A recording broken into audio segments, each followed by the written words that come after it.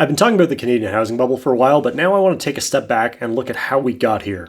Unlike most people, I don't think there's any one explanation or solution, but I do think one of the major factors in price increases is that we've had a long period of cheap debt for mortgages, and that's caused a significant bubble in real estate valuations. I'm going to start with why cheap debt pushes house prices up, and then I'm going to get into what's happened over the last 15 years and what has changed recently. If you already understand why cheap interest rates push house prices up, you can just skip ahead to the heavy-duty spreadsheet stuff later in the video. To start off, a really important factor here is that the actual price of a house has become a completely abstract concept to people in Canada these days. People don't really have an idea of what $500,000 or $800,000 really means, they just look at the monthly payment on the mortgage.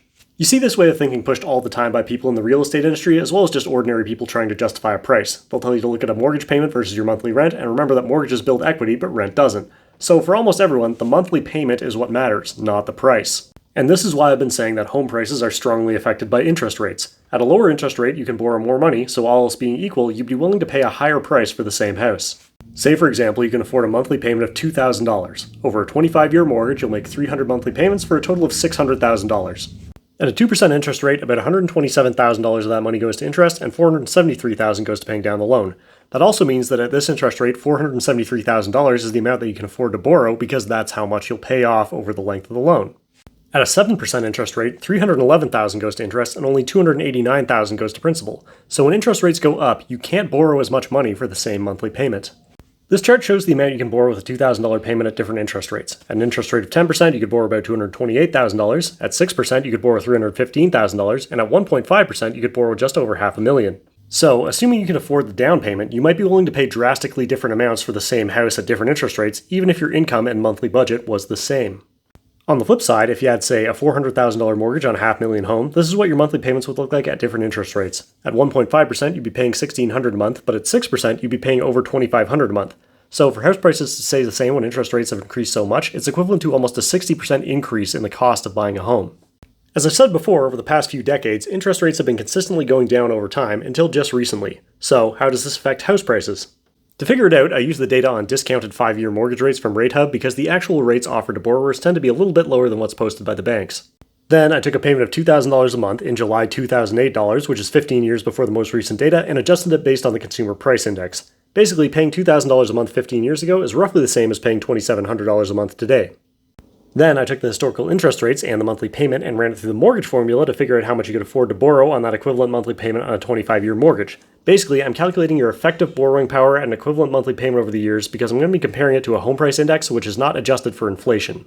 So, this is what that would look like. If you had $2,000 a month in 2008 money, this is how much you could borrow on a 25-year mortgage over time.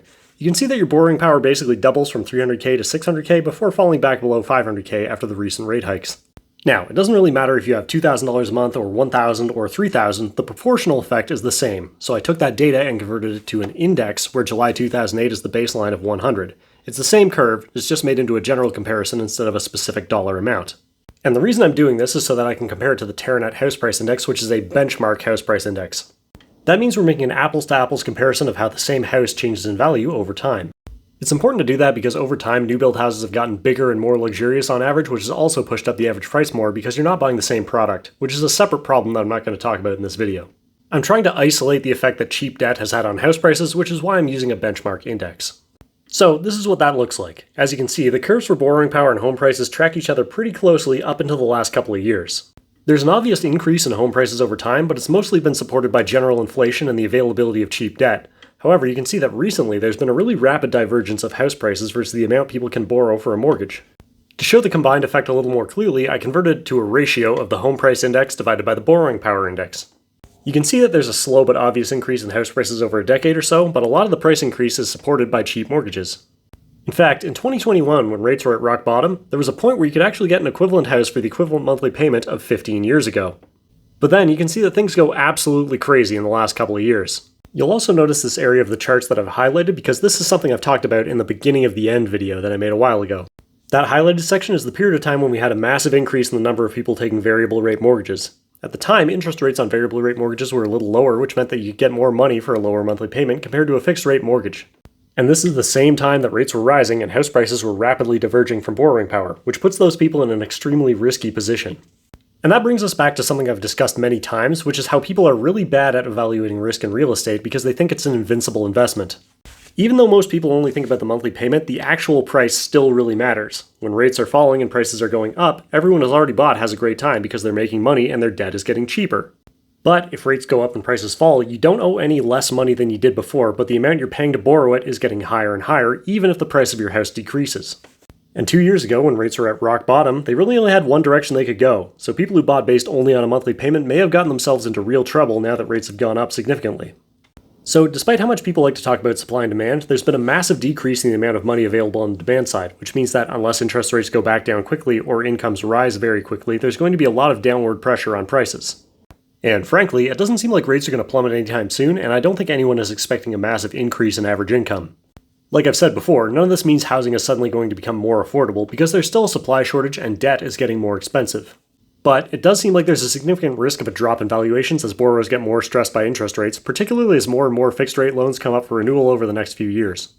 Obviously, lots of people have been talking about the housing bubble for many years now, but in the last year and a half, interest rates returning to historical norms has caused a lot of things to start going completely haywire really quickly, and it's hard to see how this is going to somehow be sustainable. Anyway, that's all for today, but make sure to tune in next time when I'll be talking about how the government may be trying to sneak in a subsidy for property owners by screwing around with the underlying mechanisms of how mortgages are financed in Canada. I also want to say thanks to Joseph, Tristan, and Catherine, as well as everyone else who's supporting the videos. Thanks for watching, and I'll see you next time.